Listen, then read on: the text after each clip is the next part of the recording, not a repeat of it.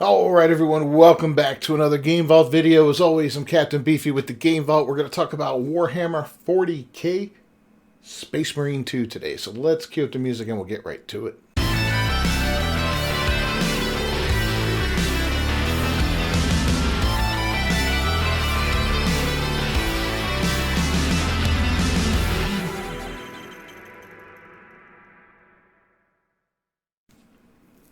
We're not really talking about that game so much as we're talking about a developer explaining why so many AAA video games are failing. Now, if you watch his channel at all, you'll know some of the reasons AAA games are failing. We talk about it on a consistent basis here, unfortunately. There's a lot more bad news to talk about than there is good news. I'd like to change that around, and that's part of the reason that I do these videos, because in the hopes of just raising awareness of things and letting people know that, hey, you got to fight back. You know, don't just take things for what they are and accept games. Don't accept mediocrity, you know, because it's not good. And it won't improve the gaming community at all. Games will not get better. And things are just going to continue to get worse and worse and worse if we keep doing that. So let's look at this article and discuss it a little bit. Saber Interactive's Chief Creative Officer Tim Willett shared his thoughts on why so many AAA video game developers are failing. Speaking to IGN, Willits first rejected the idea that gamers are moving on from certain genres. He informed the outlet, it is not necessarily the genre that has moved on, because great games will always do well. Next, he shared one of the core beliefs at Saber that he believes allows the company to succeed again and again. One of the things that we try to do at Saber, and this is part of my job as creative officer of all the teams, we have a core belief that what you do every second and what happens when you push those buttons and that core gameplay loop is so critical. So we focus on the moment-to-moment interaction in the gameplay and the feeling you have. And then we adhere to our core pillars like be the ultimate space marine, melee, range, swarms. That's it, Willits added. Just the basics right there. And I've talked about this before, right? Give us a good game. Give us a game that's fun to play, that's got good fundamental combat to it and stuff like that. Awesome looking characters, badass monsters to kill, explosions, boobs. We're there, man. We're there. We're handing our money over. We don't want all the other garbage. We don't want the friendships and the relationships and all that other nonsense. We don't want to have to romance 15 different characters and show off our flags and pride and all that garbage and appeal to all this other nonsense. Just give us good, straightforward characters that make sense in the setting that they're in. Don't race swap, you know. Don't gender swap. Don't do any of that kind of stuff. Don't make characters gay that aren't, you know, supposed to be gay. Don't do these things. All that does is detract from the core game itself. It creates distraction. It creates division, and it pisses off a lot of core players, especially if the games are based on something else. If they're an IP that's like Warhammer, right? Game that's been around for God knows how long. Tabletop game is where it originated and all that. Why deviate from that, right? That's the thing. Anyway, he then returned to see what he sees as mistakes that other developers make that lead to their demise. And a lot of teams throughout development will overscope games. They look at some other game that just came out and say, oh, we got to do that. Let's add this. We've got to do this. And they lose focus on the core, what actually makes the game fun, he explained. And I call that like trend chasing, right? A lot of companies will do that. They'll start chasing these trends instead of setting their own, or they'll think they need to add something into a game that they saw somewhere else, just like he said. And it doesn't matter, you don't need it in that game. Not every game needs to have everything in it. Not every game is made to make everybody happy. You know, open world games are a certain type of game. Linear third-person story-driven games are a certain type of game. You don't need to take something that is traditionally a linear story-driven game and turn it into open world. It doesn't necessarily work all the time, and sometimes it just pisses off players. You know, and then you end up with two camps, especially if that happens for a little while, where you got the one camp that's like, God, I miss the old days when the games were smaller in scope and they were more linear and focused. And then you got the guys that are like, well, I like these big open worlds, and now all of a sudden you're trying to go back to the old ways. Well, I don't like that, and now nobody's going to be happy. So, you know, if you got something good, you've got something that you've nailed, just work on doing more of the same, improving on it, you know, making it a little bit better each time, but keeping the core of the game as to what it is. There's no need to change it. One of the most baffling things I've heard of in recent years is happening with Snail Games and Wildcard, right? I play Ark. Anybody who watches my channel knows I play Ark Survival Ascended. I've loved Ark Survival Evolved. I played an embarrassing amount of hours in that, and then now I've played an embarrassing amount of hours in Ark Survival Ascended. We do live streams. I do videos daily. You know, got multiple servers going on with different maps on them, all that fun stuff, right? Ark 2, they're changing things up. They're getting away from this survival formula, they said, and they're going into some kind of almost like a Souls-like type game for it. And I'm like, what? You know, that makes no sense. So they're changing the fundamental way that game is being played, and I have some serious qualms about that. You know, not that it couldn't be fun. Souls-like games could be a lot of fun. I've enjoyed several. But how is that going to work in an open-world Ark game? I don't know. I honestly don't know. We'll have to see what happens when it comes out. But anyway, let's get back to this. He shares that Space Marine 2 developers and Saber focus on the basics. We're not in Space Marine 2 doing things that, well, the swarms are new technology, but there isn't some revolutionary new gameplay mechanic that no one's ever seen before. There are gameplay mechanics that people are familiar with, but we do it really, really well, and we execute really, really well, he stated. He also noted that Saber was able to keep its cost down on Space Marine 2. He told IGN, "We don't need to sell 4 million units to make Space Marine 2 a success." That's important, and that's something a lot of developers have gotten away from. I'm looking at some of these games that have come out with these hundreds and hundreds of millions of dollars spent on it.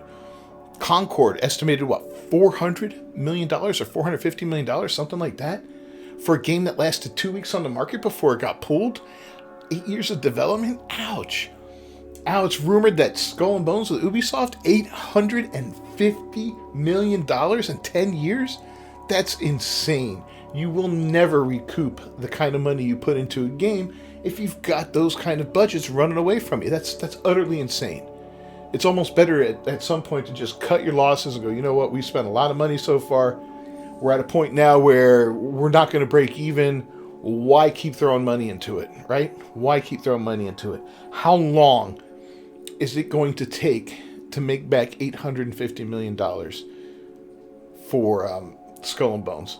How many copies did they sell, and how much, and then how many cosmetics would they have to sell to make that back? And that's just the initial cost, maintaining the servers for it and creating new content for it and all that. That's a continual money drain. Are you making money? You know, you're spending more money to make that money, so you're never going to recover there. It's a lost cause, and that's got to be tough for these companies. But however, this is not the case for many developers. There are many games, sadly, especially out of North American developers, where if you do not sell 5 million copies, you are a failure. I mean, what business are we in where you fail if you sell less than 5 million? And I think that was the case with the remake of Dead Space. It did really well. It was very well received. I thought it sold pretty well. But from my understanding, it did not sell enough copies to warrant Dead Space 2 being remade, which breaks my heart because I love that game. I love the original Dead Space, but I love the original Dead Space 2 even more. And to see it, to hear that they don't want to, make a second, make that one over again, really hurts. Dead Space 3, I would love to see redone as well, because that one they just fumbled the ball with anyway originally, but 2 would be amazing. 3 would be fantastic, and I'm sure they could all make money. They just got to keep their costs down. I don't know what the budget was on Dead Space, the first one and all that. They could probably do the second one with a much lower cost because they can reuse certain assets like the creatures and all that, some of the weapons and tools, just do some touch-ups on it, some of the background stuff and all that. A lot of it could be reused so they wouldn't have to make all these new assets. I don't know. It's a shame, though. But anyway, he says there are companies like that, and we do not want to be that business. We want to be a developer that focuses on the core experience, what makes the games actually fun, and then do it really well and make it affordably. He then pointed to Saber's success as sticking to the basics and not trying to revolutionize gameplay mechanics. Look at Snowrunner, dude. Snowrunner is literally driving trucks through mud. That's it. I'm done. I just described the game. 15 million people played it because the experience is perfect.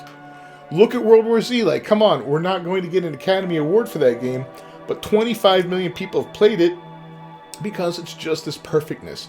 And that's what we do well, he reiterated.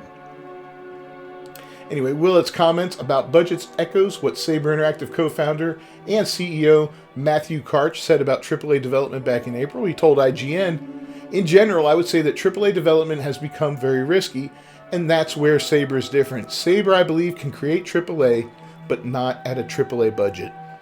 These guys got to put out a course for other developers to learn how to do what they're doing, because the whole gaming community would only benefit if more games came out with guys like with this kind of attitude, right? Putting together good games at a decent cost. You don't need to sell 5 million, 10 million copies just to break even or to make a profit. You don't need to lay off a ton of people because you didn't sell 10 million copies. Yeah, it's very basic what they're talking about, but so many people have lost sight of it, and that's a shame. Anyway, furthermore, he noted that the $70 price tag for games would increase due to the increasing cost to produce the games for many studios. I think that as games become more expensive to make, the $70 title is going to go the way of the dodo bird. I do. I just don't think it's sustainable. Look, you remember the hype for Cyberpunk, which I think actually ultimately performed okay, but when the expectations are so high and so much money is put into one title, it's hugely risky for the company that's doing it. What if it fails? And he's right. A lot of these companies are one failed AAA title away from shutting down. How many times have we seen it, you know? That's bad. We had 2 so far this year from Ubisoft, and a potential third with Assassin's Creed Shadows, but that's been put off till next year. That's bad, man. These big failures are not good. You can't put that kind of money into games time and time again and not turn a profit and survive. You know, you're gonna go the way of the dodo bird. As far as Willett's comments regarding not revolutionizing gameplay mechanics, but mastering gameplay mechanics that players are already familiar with, it's hard to argue with what he's stating. This is analysis and commentary you might hear regarding professional athletes, especially in hockey. If a team is struggling, one of the best pieces of advice they can get is to stop trying to overcomplicate things and get back to basics. And do those basics extraordinarily well, it usually turns out well. In fact, a recent example of how well it can do, other than Space Marine 2, is Persona 5. The game uses classic turn-based gameplay mechanics in a tried-and-true genre and found massive success. The success for developer Atlas allowed them to spin the series off into multiple different genres and, dare I say, supplant Final Fantasy as the dominant turn-based RPG series of the generation. Wow, that's a big statement there. Final Fantasy has been the bar that everybody sets, you know, for turn-based fantasy. That's insane to say that.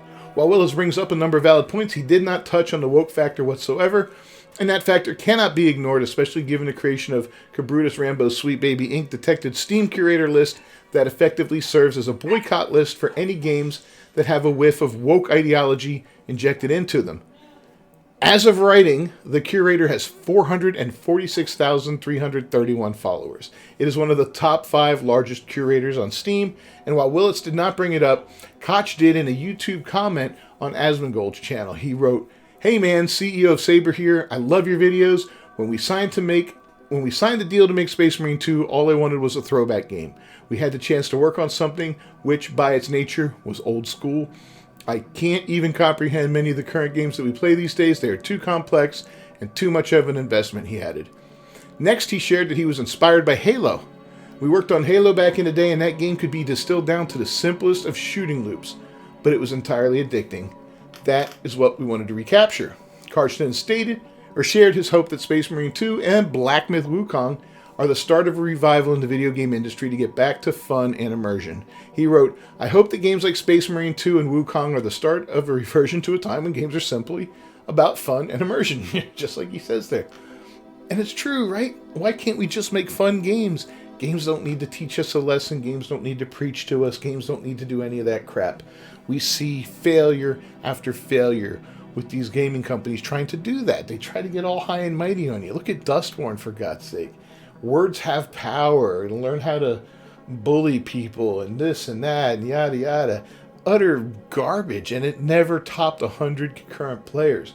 Concord never topped 1,000 concurrent players. This is a AAA game from Sony that was a, what was it, a 5v5 hero shooter. 8 years of development, $400 million put into it. Never topped 1,000 concurrent players on Steam. Get woke, go broke is the thing. Anyway, finally he lamented that to share the industry during his brief time as Chief Operating Officer at Embracer Group, I spent some time as the CEO of Embracer, and I saw games there that made me want to cry with their overblown attempts at messaging or imposing morals on gamers. That's exactly it. We just want to do some glory kills and get the heart rate up a little. For me, that's what games should be about. This guy knows what he's talking about. What do you think, man? You agree with Willits? I agree 100%. He knows what he's talking about. It's the same kind of stuff I've been saying. You don't need all that other nonsense in there. And I bet if we saw a picture of their development team, it would be a bunch of Chads. At least for the most part. It's not going to be a bunch of blue-haired females like Ubisoft. I almost guarantee you. I could be wrong. I could be wrong. But yeah, that's it. Anyway, let me know what you think down below. Don't forget to subscribe to the channel and to ring that bell for notifications. As always, I'm Cat the Beef with the Game Vault. Thanks for watching. I will see you next time. Until then, peace.